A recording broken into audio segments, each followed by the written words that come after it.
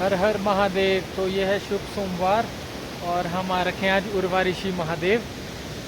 तो ये पीछे मंदिर है जो कि बहुत पुराना मंदिर है। कहते हैं कि यहाँ पे उर्वा ऋषि जी ने तपस्या की थी, तो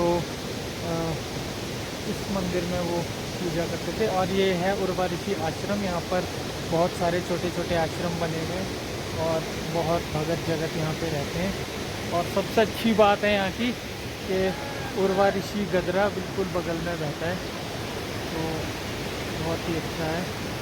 और अच्छे अच्छे भांति भांति के पेड़ लगे यहाँ पर, देवदार, सुराही और डगलस पेड़, अखरोट के पेड़ हैं।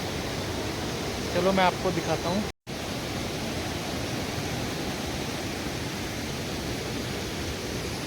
तो ये है मुख्य मंदिर जहाँ लोग पूजा करने आते हैं। और ये है बाबा लोगों का आश्रम, यहाँ पे महाराज लोग रहते हैं।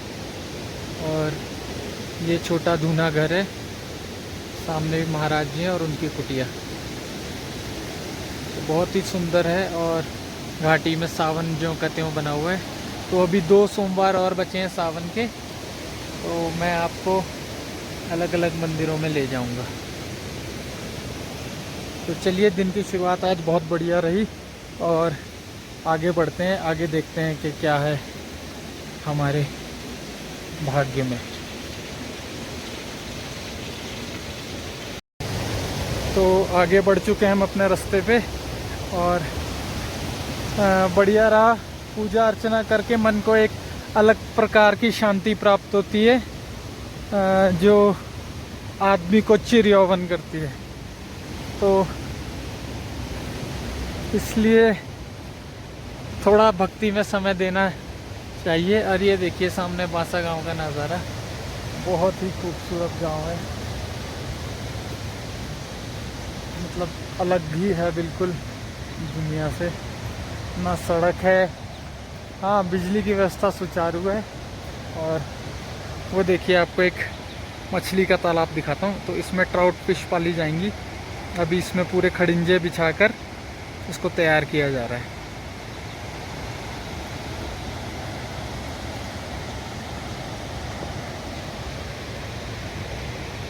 तो ये देखिए सामने की मोरू का पेड़ है, देख रहे हैं आप कैसा सीधा है बिल्कुल।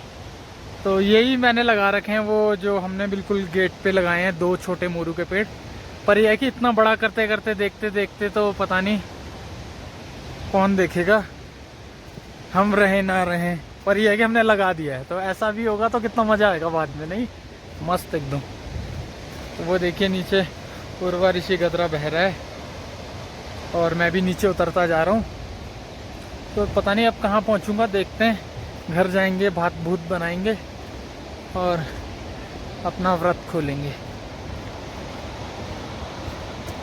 तो मित्रों, मैं बना हुआ हूँ गाँव के रास्ते पे। आपको गाँव के रास्ते का नज़ारा दिखाता हूँ। नीचे उतरने का फ़ैसला किया है हमने, बाज़ार जाएंगे, बाज़ार में करेंगे भोजन। लड्डू सुबह ही भाग गया था गाँव की तरफ, तो शाम को वो आ जाएगा तो ठीक है, नहीं आएगा तो भी ठीक है। नज़ारा देखिए, ये देखिए छोटे छोटे देवदार के पेड़, 3-4 तो यहीं पे उगे हुए हैं। और ये है हमारा रास्ता। सामने पहला गांव पड़ेगा बडोई। मतलब अगर मैं अपनी वाली डायरेक्शन से आ रहा होता अपनी छानी से, तो सबसे पास जहाँ बिजली है वो इस गांव में है, बडोई में।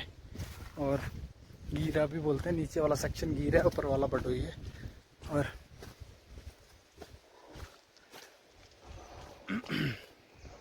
पता नहीं, भगवान मालिक है। ये देखिए कुछ फीमेल प्लांट्स बहुत ही सुंदर हैं, दिख रहे हैं, बहुत ही अच्छी बर्ड लग रही है उनके ऊपर। और ये बगल में एक मेल भी है। तो और मैं आपको दिखाता हूँ, ये देखिए, इसे बोलते हैं इंडियन पोकवीड। ये जहरीला पौधा है। नीचे इसके पत्ते देखिए कैसे चौड़े चौड़े से, इनमें से दूध निकलता है, इन्हें तोड़ें तो। और ये एक फूल बनाते हैं, ये लंबा सा ऊंचा सा, जिसमें पीले रंग के फूल आजकल हो रहे हैं। The Indian pokeweed. गुजर रहे थे और हमें ये सड़क कह रहा हूँ, रास्ते में पड़े हुए कुछ आड़ू मिल गए। और ठीक ऊपर देखें तो ये आड़ू का पेड़। तो सड़क पे पड़े हुए को भी उठा के धो सकते हैं, नहीं तो फ्रेश भी खा सकते हैं। लगे हैं फ्रेश आड़ू, देखो यहीं अवेलेबल है नाश्ता। तो ये देखिए उर्वा ऋषि गदरा, इस ब्रिज से क्रॉस कर रहा हूँ मैं और ये नीचे बहता हुआ जा रहा है। बहुत ही भयानक मंजर है। बरसात में ऐसा ही होता है। और ये हमारा आगे का रास्ता। ओहो, ऊपर वाला झरना भी बौखला गया है, वो देखो।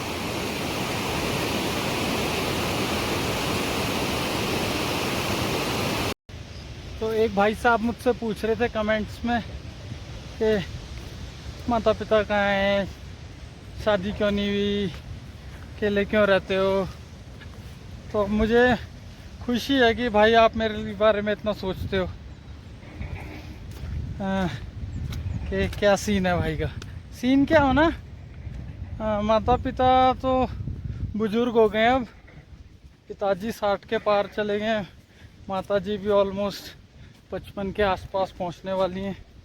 तो उन्होंने अपने जीवन में सब कुछ बढ़िया किया। पिताजी पहले फ़ौज में थे, वो फ़ौज में थे तो मैं भी केवी में पढ़ा। उसके बाद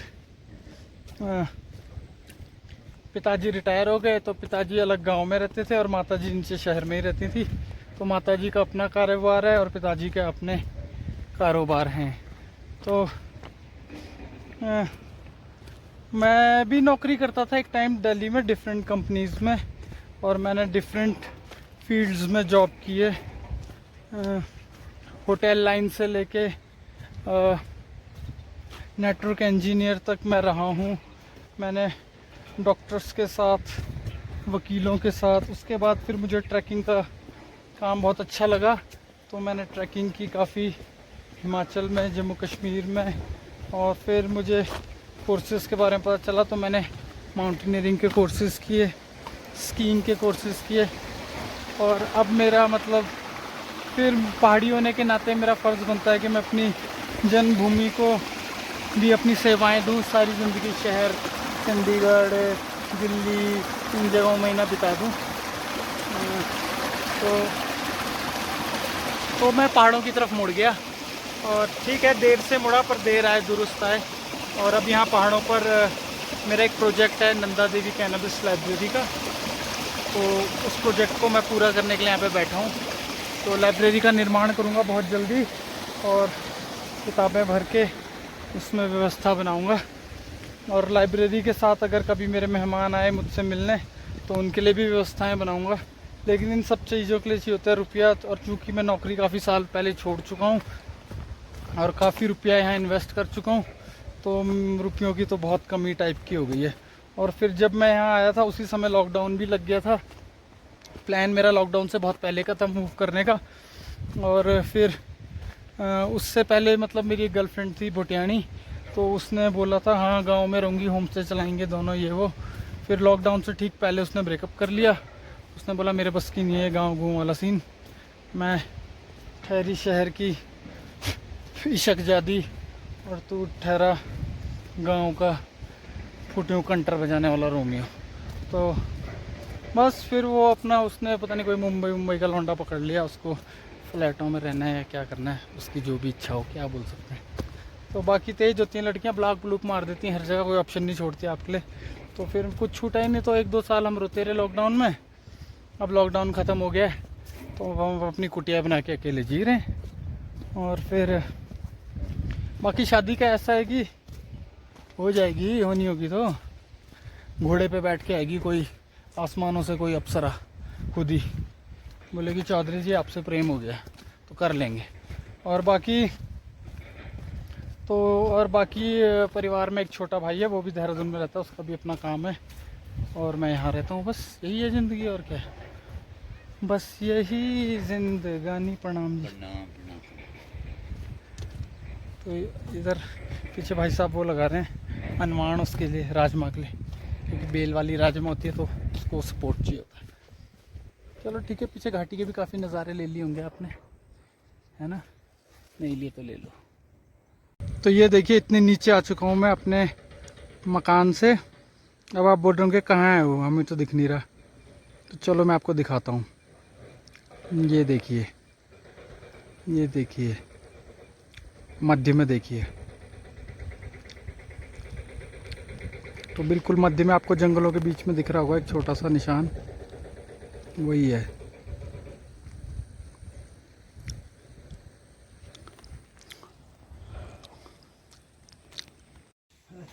तो ये अभी हम आ रखे हैं उर्गम की इकलौती समोसे की दुकान पे। तो यहाँ पे चाउमीन भी बनती है, लेकिन समोसा यहाँ का ज़्यादा मशहूर है। वो देखिए सामने गर्मा गर्म समोसे तले जा रहे हैं और एक समोसा बाहर आ रहा है। तो अरे मुझे लग रहा है हमारे लिए आ रहा है। और सिर्फ समोसा नहीं है, समोसे के साथ चटनी भी है। वाह, धन्यवाद। तो इसको लेके हम यहाँ बगल में भी जा सकते हैं। यहाँ पे बैठने के लिए बहुत सुंदर व्यवस्था है, और यहाँ पे एंजॉय कर सकते हैं हम इसे। ये शाम के लिए हमारी आग जल चुकी है, और आग ही जलने के साथ आज मेन्यू में है चिकन। तो हम बनाएंगे हिमालयन चिकन करी, जो कि बहुत ही इजी बनाना। थोड़ा सा उसमें नमक कम रखेंगे ताकि लड्डू भी खा सके। और देखिए इंतज़ार कर रहा है चिकन का, लेकिन दूर से, क्योंकि उसे पता कुटाई हो जाएगी यहाँ चिकन के चक्कर में। कई कुत्ते हैं मार्केट में। Good boy, good boy. देखो चिकन के नाम पे गुड बॉय सुनते ही कैसे आ रहा है पूंछ हिलाता हुआ। दुष्ट बॉय है, गुड बॉय नहीं है ये। चलो अंधेरा होने वाला है, तो मैं काम शुरू करता हूँ। देखो बादल भी लग रहे हैं, तो मैं आग जलती हुई आग का फ़ायदा उठाता हूँ। टाइम पे भोजन बना के अंदर हो जाता हूँ, क्योंकि अंधेरा होते ही यहाँ बारिश लग जाती है।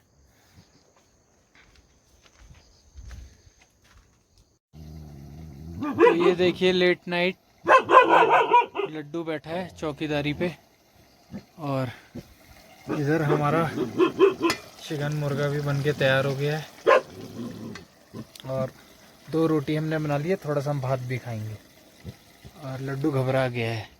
चल दुर्भाग।